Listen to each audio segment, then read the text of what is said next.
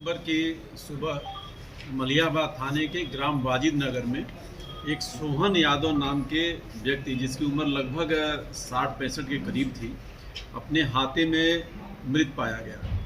इस संबंध में इसके बड़े पुत्र विमल के द्वारा थाना मलियाबाद पर हत्या का अभियोग पंजीकृत कराया गया अज्ञात के खिलाफ। इसकी अनावरण के लिए मैंने थाना मलियाबाद, अपने crime branch, field unit, forensic कई टीमें हमने लगाई। ग्राउंड इंफॉर्मेशन कलेक्ट किया गया, जो इलेक्ट्रॉनिक सर्विलांस हमारा है उससे हम लोगों ने मदद लिया, और जो घटनास्थल के आसपास के गांव के लोग थे उन लोगों से भी बातचीत की गई। फील्ड यूनिट से भी हम लोगों ने सब चीज़ें जो साक्ष्य थे एकत्र किए गए। जो इसमें निकल कर आया जानकारी का, उसमें ये था कि मृतक सोहन के 2 पुत्र थे।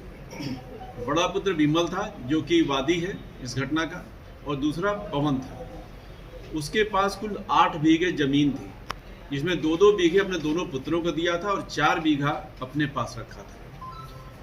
बड़ा पुत्र जो विमल, जो वादी है, वो चाहता था कि सारा जमीन जो है वो इसको मिल जाए, लेकिन उससे इसका पिता जो है असंतुष्ट रहता था, और दोनों पिता पुत्र में मनमुटाव रहता था, और पिता इस बात के लिए राजी नहीं था कि जमीन जो है हम पवन को दें, और वो ये विमल को दे, अपने बड़े लड़के को, और वो अपने छोटे लड़के पवन के साथ ही रहता था और उसी के साथ खाता पीता भी था और अपने हाथे में सोता था। चूँकि जब जो विमल वादी है ये अपना दुकान बनाने लगा तो इसने पैसे की मांग की अपने पिता से और कहा कि ज़मीन बेच करके मुझे पैसा दीजिए।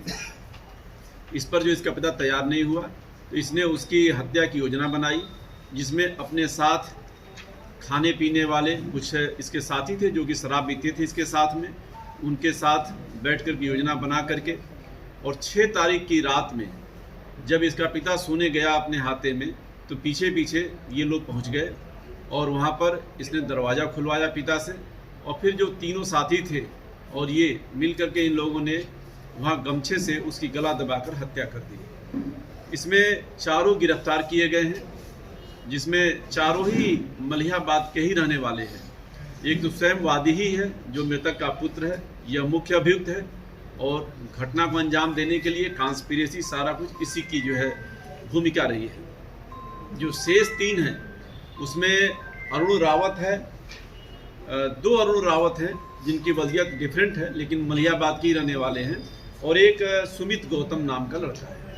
ये तीनों ही इसके साथी थे जो इसके साथ शराब पीते थे, खाते थे, और इनको इसने इस बात पर रजामंद किया था कि जो हम दुकान बनवा रहे हैं, अगर हमारे पिता की हत्या तुम लोग कर दोगे तो इस दुकान में तुम लोग को भी हम एक दुकान का हिस्सा देंगे। तो इस तरह से ये पूरी घटना को अंजाम दिए। आज ये 4 को गिरफ्तार किया गया है और इनको जो है हत्या के अभियोग में जेल भेजा जाता है। जी बिल्कुल सही है, ये थोड़ा सा अलग टाइप की घटना है जिसमें कि जो वादी है वही मुख्य अभियुक्त भी है, और सबसे बड़ी बात है कि मृतक का पुत्र ही हत्या का जो है मुख्य सूत्रधार है। इसमें जो उसका छोटा बेटा था पवन, उससे बहुत ज़्यादा उसने कुछ इनपुट नहीं दिया, क्योंकि भाई भाई थे।